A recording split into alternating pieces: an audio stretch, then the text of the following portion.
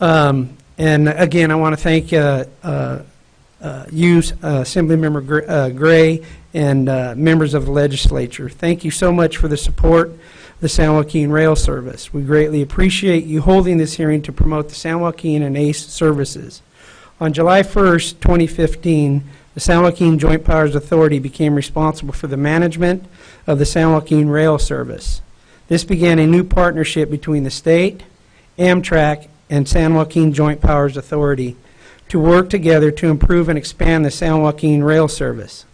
Senator Galgiani, thank you for authoring AB 1779, the enabling legislation for San Joaquin Joint Powers Authority in 2012. And I would also like to thank Senator Canella and Assemblymember Olson for co-authoring AB 1779. The San Joaquin service carries about 1.2 million passengers a year, making it the 5th most used in Amtrak service in the country. The passengers using San Joaquin's take well over 100 million vehicles traveled off of our congested freeways every year and reduce over 24 million pounds of CO2 from our air. As a longtime user of the San Joaquin service, I can tell you firsthand it's a great way to travel throughout the San Joaquin corridor and with our thoroughway bus connections. It is a great way to travel throughout California. To see continued growth of ridership and benefits of to the state and to the region, we need to improve and expand the San Joaquin service.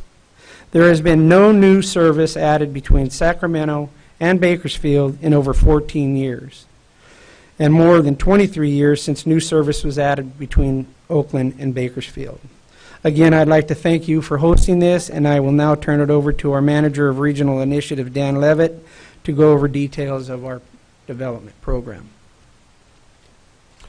Thank you, Supervisor. And we also want to acknowledge we have a council member from Manteca, Vince Hernandez, here today. So thank you for being with us, Councilmember Hernandez. And I think we also have Mayor Villalta. There he is from Los Banos. Thank you, Mayor, for being here. We'll have Councilmember Lewis with us. And Councilmember Lewis, thank you for making the trip to join us. Good morning. The San Joaquin Joint Powers Authority has 10 member agencies with 1 board member and 1 alternate for each of the member agencies. 7 of our member agencies are in the San Joaquin Valley, and a number of our board members are actually here today. In addition to the Chair Pedrozo, we also have Member Chiesa representing Stancog, Member Johnson representing San Joaquin Cog, and Member Rogers representing Madera CTC. And I hope I didn't miss any because a lot of people came in at the end. So if I missed one of our board members, please forgive me. Here's actually a picture of our board at a recent meeting, and in addition with our Executive Director, Stacy Mortensen. The San Joaquin service is over 364 miles long, serving 11 counties directly with the rail service. There are 4 daily round trips between Oakland and Bakersfield and 2 between Sacramento and Bakersfield. As our chair noted, we carry about 1.2 million riders a year. On this map, the San Joaquin is shown in blue. Those red dotted lines you see on the map, those are the San Joaquin thruway bus services, which are very vital to the San Joaquin service. About 45% of our passengers use the San Joaquin thruway bus on at least one end of their trip, taking our passengers as far north as Eureka, as far south as San Diego, and as far east as Reno and Las Vegas. Here's a San Joaquin train running through the valley. And this is a cover of our business plan for the latest business plan, 2015, which each of you were provided copies. This is available to the public on our website. We also have made a 1-page fact sheet that we've made available for all the members of the public today who came to this meeting that summarizes the key findings and recommendations from this business plan. In terms of expansion, the highest priority for the JPA is the deployment of the 7th daily round trip. And the good news for the San Joaquins is because of the efforts that Caltrans did before the transfer of service, all the improvements are in place to enable a 7th daily round trip to be deployed between Oakland and Bakersfield. The funding for the operations of that 7th daily round trip are in the state budget for this year, and we expect that service to be deployed by April of 2016. The JPA is also very focused on continuing the work that Caltrans started for an 8th daily round trip between Oakland and Bakersfield. We need about $100 million more of capital improvements in order to be able to operate an 8th daily round trip on the service. These are both very high priorities for the JPA. The area that the state hadn't done a lot of planning work for yet was the extension to Sacramento, more service to Sacramento, which the JPA believes is absolutely critical for the service. As was noted, we only have 2 daily round trips, one that gets in passengers around 12:30 to Sacramento, the other 11:30 at night. So really, in order to really serve the growing market to Sacramento, we need more San Joaquin service to Sacramento. Throughout the existence of the San Joaquin service, all the trains have gone from starting at one end of the corridor and going to the other end of the corridor. So for example, our first train leaves Bakersfield at about 5 a.m. It doesn't arrive into Oakland until 11 a.m. The first train from Bakersfield to Sacramento doesn't get into Sacramento until about 12:30. And the first train from Oakland going south down to Bakersfield doesn't get into Bakersfield until noon. What our board is very interested in is the possibility for future service to actually have the train starting in the middle part of the corridor, the San Joaquin Valley. So for example, if we started at Merced, we could start at the same time our first train starts at Bakersfield, around 5 a.m. That gets us into Oakland at 8 a.m., as Chair Gray was noting, would be very useful for the passengers. In addition, we could start and go south from Merced. Around 5 a.m., we'd arrive in Bakersfield by 8 a.m. And we could start even later, closer to 6 a.m., and still get to Sacramento by 8 a.m. This is something that our board feels would be very helpful to ridership. Right now, most of the San Joaquin passengers are leisure travelers. If we're able to offer trips that do support more business-type travel, we think it would be very good for ridership and revenue for the service. In addition, which is in our business plan, our board is very interested in potentially adding some additional stations. If you look north from Lodi, there's no stations until the end station at downtown Sacramento. There's about 170,000 people in Elk Grove. Elk Grove is very interested in the station. We think that's a very good location. In addition, 65th Street is a good connection with the I-50 corridor, with Sac State, and with light rail. In the Bay Area, there's a couple additional sites we're looking at as well, Hercules and Berkeley. And then in the Valley, North Fresno, and Northwest Bakersfield. And then finally, in terms of extending the service, if we could just go 5 miles past our terminus in Oakland at Jack London Square, we'd be able to have a station at the Coliseum Complex, which would give us another BART link, serve the Coliseum Complex, but also connect directly with the people mover that takes passengers to Oakland International Airport, providing a great connection to the airport, Oakland International Airport, for the San Joaquin Valley and for eastern Contra Costa County.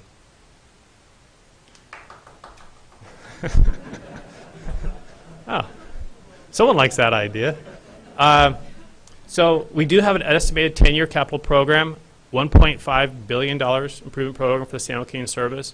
That includes the $100 million that we talked about for the 8th daily round trip. A big part of the cost, we estimate, is about $600 million for the extension from Stockton to Sacramento, a single new track up to Sacramento to allow frequent service to Sacramento. In addition, it includes safety improvements, new stations, improvements to allow more service to the Bay Area, new equipment, and new service up to get us up to 11 daily round trips up to the Bay Area. In terms of our marketing, it's compared to previous marketing work that's been done by the state. We're going to focus much more on grassroots, community-based outreach, which we think will work better in the San Joaquin Valley in particular. And noting the demographics, we're going to do a lot more outreach to Hispanic communities and to non-English speaking communities throughout the corridor. We've done a lot of advocacy work even before taking over the management of the service. You guys are used to seeing us in your office from many times, and also your staff are very acquainted with us. We work with our partners, the other services, the Capital Corridor, the Los San Corridor, emerging corridors along the coast, and interest to get intercity service to the Inland Empire. Currently, we are really focused on following the lead of members of the legislature, such as Senator Cannella and Senator Galgiani, trying to get support for increasing the cap-and-trade transit intercity rail capital program, which is currently at 10% to 20%. And we're working hard to try to make that happen. We think it's the most important program in cap-and-trade to get improvements for the intercity and commuter services like ACE. And in addition, if there are any new sales tax allocated to the public transportation account, we believe that those should include intercity rail in those. That's the area where we get our operating funds. And so we do need, as we expand service, additional operating funds as well. And that concludes my presentation. Okay, do we have any questions from the members? I'll go ahead and just, if you could quickly expand, you made some commentary about the simple change in departure location and the great advantage that could have for the entire valley. What's a realistic timeline on that? We are actually looking into the possibility of, with the 7th daily round trip, we're working with Amtrak and with the host railroads to see if that's a possibility. We have a short time frame because we need to get that train deployed, but we are looking at that as, could it be part of the 7th daily round trip? And if it turns out that it's not, then it certainly could be part of the 8th daily round trip. We need to be able to figure out how to get that into the schedule, working around other freight trains and other passenger trains. But in addition, we need to find some sort of a layover facility that we could use quickly to do that as well. So we are looking into it, but conceivably it could be as early as a year from now. If not, it might be a few years.